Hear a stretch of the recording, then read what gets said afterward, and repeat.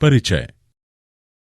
छात्रों, क्या आप जानते हैं विश्व भर में 1.1 अरब लोगों को किसी भी प्रकार के शुद्ध या शोधित जल संसाधन उपलब्ध नहीं है।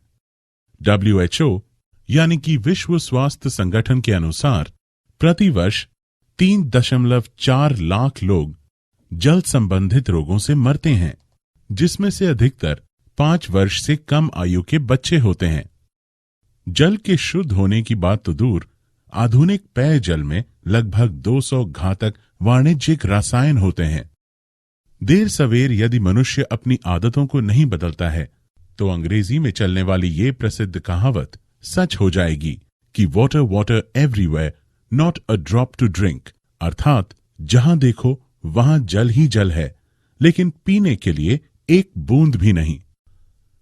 एक व्यक्ति औसतन प्रतिदिन 200 लीटर का उपयोग करता है, जिसमें से 5 से 10 लीटर का उपयोग बुनियादी अस्तित्व के लिए किया जाता है।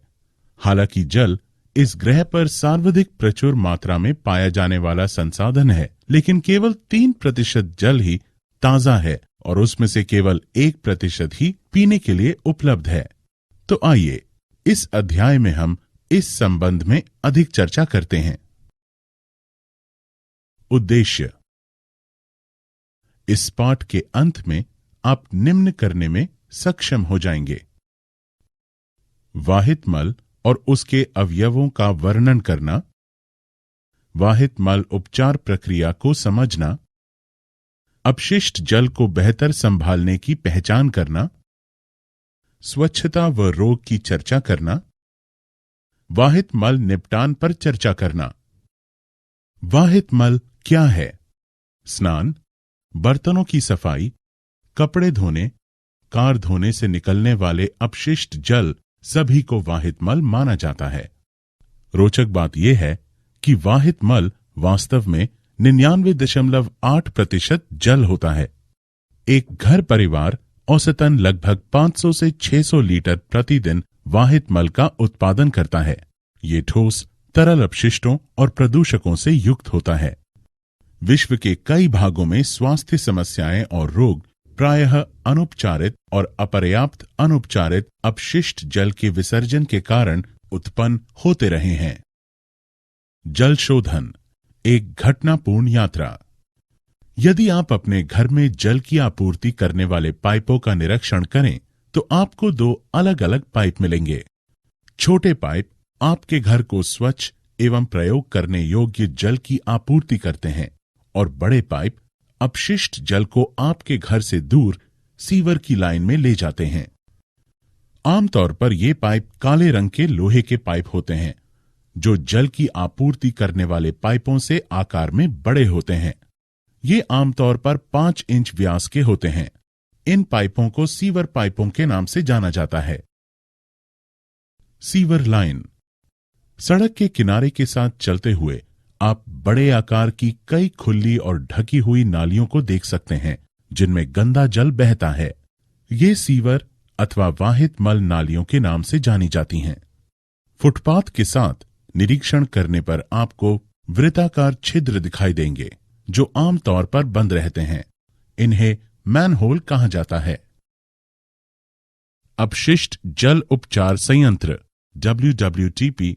अपशिष्ट जल अर्थात ऐसा जल जिसकी अब आवश्यकता नहीं रही है या जो अब उपयोग के लिए उपयुक्त नहीं है, उसे रूपांतरित करने की प्रक्रिया को अपशिष्ट जल उपचार कहते हैं। इसे वाहित मल जल उपचार प्रक्रिया भी कहा जाता है। अपशिष्ट जल उपचार संयंत्रों में अपशिष्ट जल जीवाणुओं एवं रसायनों और अन्य विषाक्त पदार्थों जैसे दूषित पदार्थों से भरा हुआ होता है। अपशिष्ट जल उपचार संयंत्र WWTP का उद्देश्य जल को पर्यावरण में पुनः विसर्जित करने हेतु सुरक्षित बनाने के लिए उसमें संदूषकों की मात्रा को स्वीकार्य स्तरों तक कम करना होता है।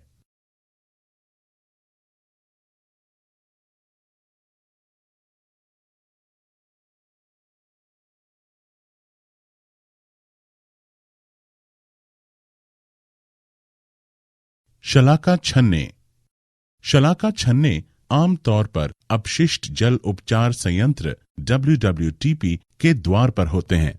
शलाका छन्ने का उपयोग बड़ी वस्तुओं जैसे कपड़े के टुकड़ों, प्लास्टिक की बोतलों, ईंटों, ठोस पदार्थों को हटाने एवं गतिविधि करने वाली वस्तुओं को उपचार संयंत्र में प्रवेश करने वाली अपशिष्ट धारा से कुशलतापूर्वक पृथक करने के लिए किया जाता है।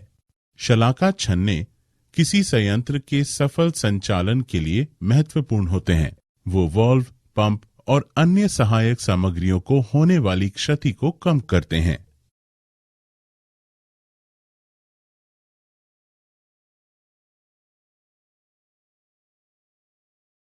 ग्रिट और बालू हटाना। शलाका छन्ने के माध्यम से अपशिष्ट जल का उपचार किए जाने के बाद ये ग्रिट और बालू अलग करने वाले टंकी में चला जाता है। इस टंकी में जल के प्रवाह को कम कर दिया जाता है ताकि बालू, कंकड़ पत्थर और ग्रिट टंकी की तली में बैठ जाए।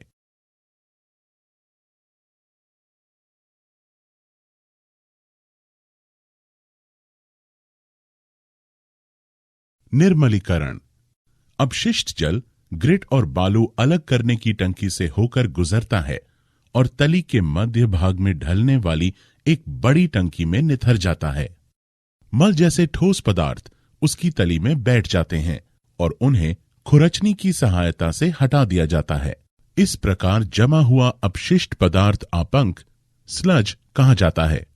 तेल, वसा, ग्रीन्स आदि जैसे संदूषक ऊपर उठ आते हैं और अपशिष्ट की सतह पर रहते हैं।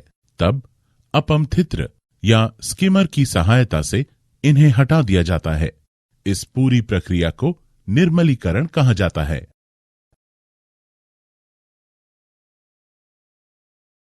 वातन। निर्मलीकृत जल में पंप के माध्यम से वायु का प्रवेश किया जाता है ताकि उसमें जीवाणुओं की वृद्धि हो। ये जीवाणु मानव अपशिष्ट का उपभोग करते हैं। अब जल में भोजन अपशिष्ट, साबुन और अन्य अवांछित पदार्थ बचे रह जाते हैं। कई घंटों के बाद सूक्ष्म जीव तली में नीचे बैठ जाते हैं। तब ऊपर से जल निकाला जाता है। इस प्रक्रिया के माध्यम से उपचारित जल में न्यून मात्रा में कार्बनिक पदार्थ होता है, इसलिए इसे समुद्र या नदी या भूमि में प्राकृतिक शुद्धि के लिए विसर्जित कर दिया जाता है और ये सिंचाई के उद्देश्य के लिए भी उपयुक्त होता है। क्लोरीनन। वातन के माध्यम से शुद्ध जल मानव उपभोग के लिए उपयुक्त नहीं होता है, इसलिए इसे विसर्जित करने से पहले रोगाणु रहित बनाने के लिए इसमें ब्लीचिंग पाउडर या क्लोरीन मिलाया जाता है। इस प्रक्रिया को क्लोरीनन कहा जाता है। क्लोरीनन के बाद जल पीने और घरेलू प्रयोजनों के लिए उपयुक्त हो जाता है। विकसित देशों में टाइफॉइड और पेचिश जैसे जल जनित रोगों को खत्म करने हेतु प्राथमिक जल विसंक्रामक के रूप में 1 सदी से अधिक समय से क्लोरीन का उपयोग किया जाता रहा है। अच्छी गृह व्यवस्था बनाए रखने की प्रक्रिया। अपशिष्ट और प्रदूषकों को समाप्त करने का सबसे अच्छा तरीका उनके स्रोत पर ही हटा दिया जाना एवं उन्हें नालियों में बहाए जाने से रोकना है। खाना पकाने के तेल और वसा को नाली में ना फेंकें, इससे नाली अवरुद्ध हो जाएगी। पेंट, कीटनाशक दवाइयों आदि जैसे रसायनों को नाली में ना फेंकें। चाय की प्रयुक्त पत्तियां, ठोस भोजन, नरम खिलौनों या नैपकिन को नाली में ना फेंकें। इस तरह के व्यवहार नाली को अवरुद्ध कर सकते हैं और मल जल में ऑक्सीजन को प्रवेश करने की अनुमति नहीं देते हैं और अपघटन की प्राकृतिक प्रक्रिया बंद कर देते हैं। ये मृदा की फिल्टर करने की क्षमता भी कम कर देगा और जल को स्वच्छ करने में सहायता करने वाले जीवाणुओं को नष्ट कर देता है। आत्म मूल्यांकन। आइए कुछ अभ्यास करें। रिक्त स्थान भरने के लिए सही विकल्प को उठाकर रखें। स्वच्छता और रोग। स्वच्छता विशेषकर वाहित मल प्रणाली और स्वच्छ जल की आपूर्ति प्रदान कर स्थानों को साफ सुथरा और स्वास्थ्यकर रखने की प्रक्रिया है। निम्न स्तरीय स्वच्छता व संदूषित पेयजल अनेकानेक बीमारियों का कारण है। उपयोग के लिए सुरक्षित स्वच्छ पेयजल की उपलब्धता और बुनियादी स्वच्छता की कमी, साथ ही स्वास्थ्य विज्ञान संबंधी निर्मलता के निम्न स्तर के कारण मुख्य रूप से बच्चों में अतिसार या दस्त के कारण होने वाली सभी मौतों में से लगभग 90% मौत होती है। जबकि विश्व की 87% जनसंख्या को उपयोग हेतु साफ हुए जल स्रोतों की उपलब्धता प्राप्त है, लेकिन 39% जनसंख्या को अभी भी उन्नत स्वच्छता व्यवस्था का अभाव है। इसके अतिरिक्त विकासशील देशों में 1.1 अरब लोग अभी भी खुले में शौच करते हैं और साबुन के साथ हाथ धोने का अभ्यास औसतन केवल 17% शौचालय उपयोगों के बाद किया जाता है। वाहित मल निपटान के लिए वैकल्पिक व्यवस्था। आजकल उचित वाहित मल प्रणाली का निर्माण करना बहुत महंगा है और छोटे क्षेत्र के लिए इसका निर्माण करना संभव नहीं हो सकता है। तो ऐसे कम लागत और ऑन साइट वाहित मल निपटान प्रणालियां जैसे कि सेप्टिक टैंक, रासायनिक शौचालय आदि उपलब्ध हैं, जो पृथक इमारतों या मकानों के छोटे से समूह के लिए बहुत उपयुक्त होती हैं। इन टंकियों में एकत्र मल मूत्र का उपयोग बायोगैस पैदा करने के लिए किया जा सकता है। कृमि प्रसंस्करण शौचालय एक प्रकार का शौचालय है जिसमें मानव मल को केंचुओं द्वारा उपचारित किया जाता है। एक कृमि प्रसंस्करण शौचालय का भारत में क्षेत्र परीक्षण किया गया है और इसे मानव मल के दुर्गंध और मक्खी समस्या से रहित सुरक्षित प्रसंस्करण के लिए एक अनूठा न्यून जल उपयोग शौचालय पाया गया था। इसके द्वारा प्रसंस्कृत मानव मल कृमि केकों में परिवर्तित हो जाता है, जिसे अच्छी किस्म की प्राकृतिक खाद के रूप में प्रयोग किया जाता है। आत्म मूल्यांकन। आइए कुछ अभ्यास करें। रिक्त स्थान भरने के लिए सही विकल्प को उठाकर रखें। सार्वजनिक स्थानों पर स्वच्छता। मनुष्य का कल्याण पर्यावरण स्वच्छता के साथ प्रत्यक्ष रूप से जुड़ा हुआ है। अच्छे स्वच्छता उपायों को अपनाकर हम स्वयं को प्रसन्न और स्वस्थ रख सकते हैं। रेलवे स्टेशन और बस स्टैंड सबसे महत्वपूर्ण सार्वजनिक स्थान हैं, क्योंकि लाखों लोग ट्रेनों और बसों में प्रतिदिन यात्रा करते हैं। न केवल यात्री अपितु अनेकानेक लोग भी अपने स्वजनों और प्रियजनों को लाने और छोड़ने के लिए इन स्थानों की यात्रा करते हैं। इन स्थानों को साफ सुथरा रखना हर व्यक्ति की जिम्मेदारी होनी चाहिए।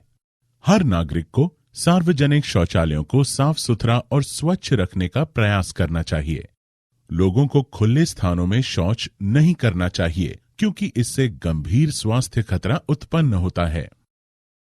आत्म मूल्यांकन। आइए कुछ अभ्यास करें। वाक्य पढ़ें और सही या गलत पर क्लिक करें। सारांश। आइए हमने जो कुछ सीखा है उसे संक्षेप में दोहराएं। वाहित मल उद्योगों, अस्पतालों, घरों, कार्यालयों और अन्य उपयोगकर्ताओं द्वारा विसर्जित अपशिष्ट है। वाहित मल एक तरल अपशिष्ट है जो जल और मृदा प्रदूषण का कारण बनता है। अपशिष्ट जल वाहित मल उपचार संयंत्र में उपचारित किया जाता है। अपशिष्ट जल के उप उत्पाद आपंक यानी कि स्लज और बायोगैस है। हमें खुले में शौच नहीं करना चाहिए। जल प्रदूषण कई जल जनित रोगों को जन्म देता है।